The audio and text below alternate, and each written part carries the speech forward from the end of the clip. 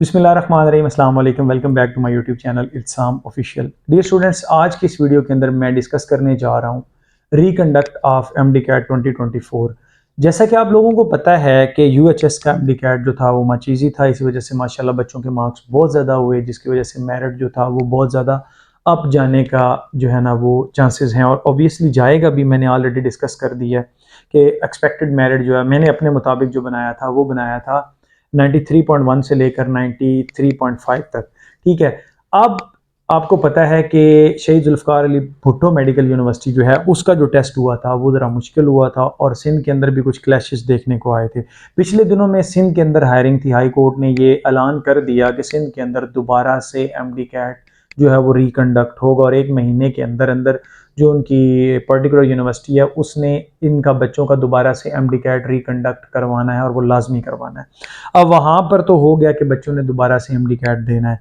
अब बहुत सारे बच्चे जिन्होंने शहीद जुल्फ़िकार अली भुट्टो यूनिवर्सिटी का एमडी कैट का टेस्ट दिया था, उनके मुताबिक ऑब्वियस सी बात है कि अगर इतना बड़ा फैसला हुआ तो टेस्ट के अंदर प्रॉब्लम्स थी। बच्चों ने उनको सॉर्ट आउट किया, बच्चों ने बताया कि ये प्रॉब्लम्स थी। बहुत सारे क्वेश्चन जो वो आउट ऑफ सिलेबस आए हुए थे, उनकी फिर हेयरिंग हुई बाकायदा तौर पर, और उन्होंने एक्सेप्ट किया।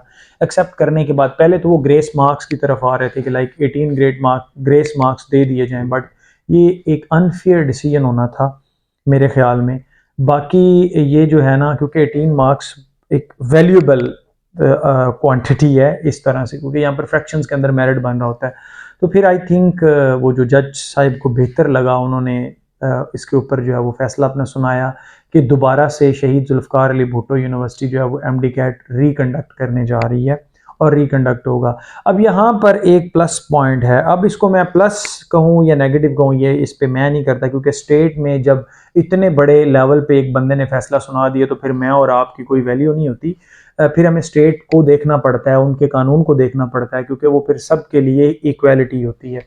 लाइक जिन बच्चों के अगर 180 हैं या 190 प्लस मार्क्स हैं, तो वो अपना वही वाला रिजल्ट जो है उसको कंसिडर कर सकते हैं, और जो बच्चा दोबारा देना चाहता है वो दे सकता है, वो उस पर डिपेंड करता है। तो इसका मतलब है 1 साल में एक बच्चे को 2 चांस मिल गए हैं, और इसकी वजह से अगर अब एमडी कैट का टेस्ट बनता है और वो बिना किसी गलती के होता है, और उसकी जो डिफ़िकल्टी लेवल है वो भी ज़रा कम रहता, तो फिर बच्चों के मार्क्स ऑब्वियसली ज़्यादा आएंगे, और इससे भी ओवरऑल मेरिट के ऊपर इम्पेक्ट पड़ेगा।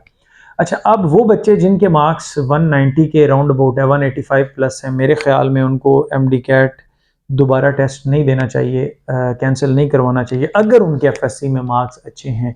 अगर उनके एफएससी के अंदर मार्क्स अच्छे नहीं है तो वो अपना रिजल्ट पहले वाला शहीद जुल्फ़िकार अली भुट्टो यूनिवर्सिटी का वो कैंसिल करवा के दोबारा से टेस्ट दें, और कोशिश करें कि ये टेस्ट आपका अच्छा हो और आप जो है ना वो 190 प्लस मार्क्स ले जाएं, क्योंकि आपको 190 प्लस मार्क्स लेना अब आपके लिए ज़रूरी है।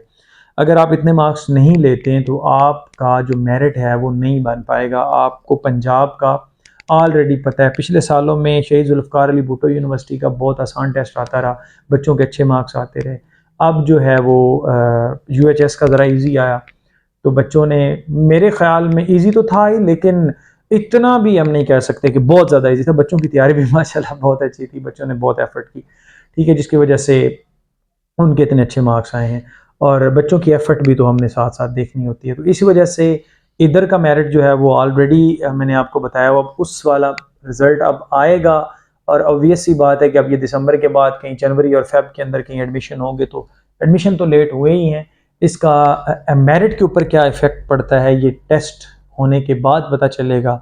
और अगर तो 100% एक्यूरेसी के साथ टेस्ट बनता है और लिया जाता है, तो फिर मुझे पता है स्टूडेंट्स की तैयारी बहुत अच्छी है, और फिर चांसेस हैं कि मेरिट जो है ना वो 1 या 2, मतलब परसेंट नहीं, फ्रैक्शन की बात करूँ, डिजिट के बाद 0.2 या 3 का जो है ना वो डिफरेंस ज़रूर आएगा।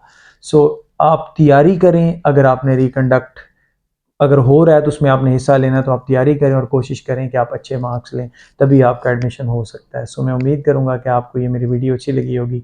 Stay connected. Thank you and अल्लाह हाफिज़।